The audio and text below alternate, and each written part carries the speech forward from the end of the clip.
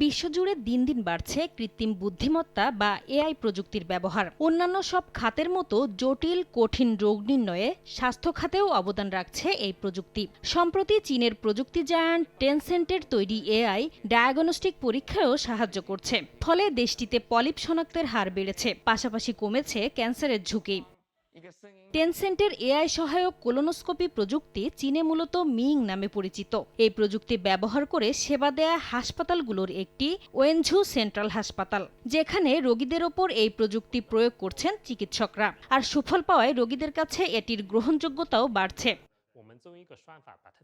চীনের সেন্ট্রাল হাসপাতালে এআই প্রযুক্তির ব্যবহার করে চিকিৎসার সুবিধার বিষয়ে সর্বপ্রথম উদ্যোগ নেন হাসপাতালটির গ্যাস্ট্রোএন্টেরোলজি বিভাগের প্রধান ডাক্তার প্যানজি।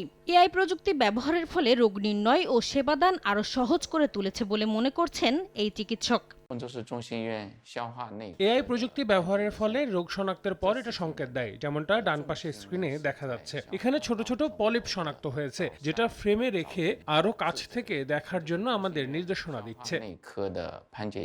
সংশ্লিষ্টদের মতে রোগীর ডাটা বিশ্লেষণ করে চিকিৎসা ক্ষেত্রে ব্যবহৃত প্রচলিত পদ্ধতির থেকে এআই প্রযুক্তি ব্যবহারে কম সময়ে সঠিকভাবে রোগ শনাক্ত করা যায়। এমনকি রোগীর দেহে বাইরে থেকে কিছু প্রতিস্থাপনের ক্ষেত্রেও চিকিৎসকদের চেয়ে খুব সহজে করা সম্ভব। বেশিরভাগ ক্ষেত্রে এটা নির্ভুল তথ্য দেয় বলেও দাবি তাদের।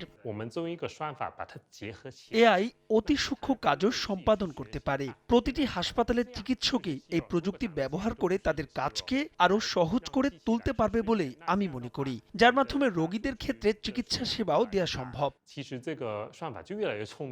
গত বছর বিশ্বের প্রথম কৃত্রিম বুদ্ধিমত্তা বা এআই পরিচালিত হাসপাতাল চালু করে চীন।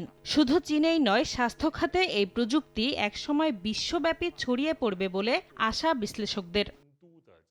নাসরিন রুমি, সময় সংবাদ।